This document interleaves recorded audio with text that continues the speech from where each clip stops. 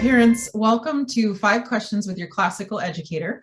My name is Joanne Chinstock, and I am the Director and Principal of Scholé Academy. And I am here today with Mr. Peter Belfry. And we're just going to jump right into it. I've got some questions, and I would like you to get to know them.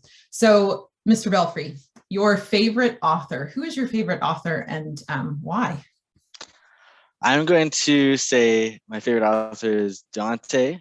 And specifically in his writings of the Divine Comedy. I've read a lot of the great books that are part of the classical conversation that have shaped the classical and the Christian and Western world. But what I love about Dante is how he brings the classical and the Christian traditions together in these texts. And he covers a full range of humanity and the human relationship with God, and he goes through the story and the journey of himself finding God and brings us closer to God in the process. He goes from the depravity of man to the glory of God and man's experience of that, and he does it all in the form of a story and of poetry. I love how he makes connections to classical literature, and it brings things that you've read back to mind, and it inspires you to read other pieces of literature that you haven't looked at. And in the process, think more about your relationship with God. So I love that series by Dante. Very good. Well, what about your favorite quote on education? Is there something from Dante or someone else that you look to and who inspires you? My favorite quote would come from Plato, and it's in the Republic, another favorite book. And he says, "The object of education is to teach us to love what is beautiful." And I like this quote because I love that classical Christian education isn't just about filling your mind with information and regurgitating that, or just preparing you for an outcome like a test or a career, but just like Plato's quote here, it's about teaching us to love what is beautiful. And ultimately, as Christians, we know that all things that are beautiful come from God, and he is the good and the true and the beautiful ultimately. So that's what I like. That's the quote that I really like. Thank you.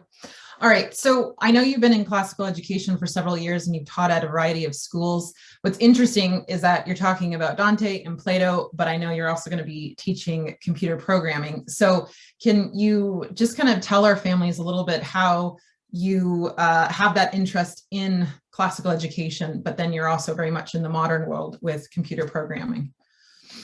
Yeah. So I kind of enjoy both sides of the brain. I love the creative side of things, and I love the logical side of things. Computer programming kind of brings those together very well, and so I enjoy writing. I enjoy things we'd be used to in the classical tradition, reading. I love logic. And I also love computer programming and I think that even though it might not seem to go together initially, I think if you are well classically educated, you will do well with programming. And I think that programming actually connects a lot with logic specifically. And so I'm excited to see how those go together and to explore that with my students. Part of that we'll be looking at also not just the classical side of things, but the Christian side of things, and thinking about how we can create programs that glorify God and how we can use technology in a way that honors God. Well, I know our parents will definitely appreciate that. So very quickly, kind of run through what you're going to be teaching for the 22-23 academic year. So I'll be teaching 2 sections of formal logic. I'll be teaching writing and rhetoric 4, as well as 2 computer courses that go together: the logic of computer programming in the fall, and then the art of computer programming in the spring. Families might be a little more familiar with those other ones, so I'll just explain a little bit about the computer ones. A lot of students have probably used a computer before, but they don't quite know how it works. And so we're going to look at thinking like computers, understanding how they really work, and then being able to use that knowledge to create real functional programs that we can share with our friends and family. And these skills will be able to be used to learn any language in the future. The first course is focused more on the logic behind the programming. The second one, visual programs and making something that is user interactive and something that's more visual. Very good. That sounds exciting. Well, parents, you know where to find Mr. Belfry's classes. Come online and check us out. And if you're able to register for Writing and Rhetoric 4, Logic, Computer Programming, you will enjoy that time with Mr. Belfry. So thanks so much. Bye-bye.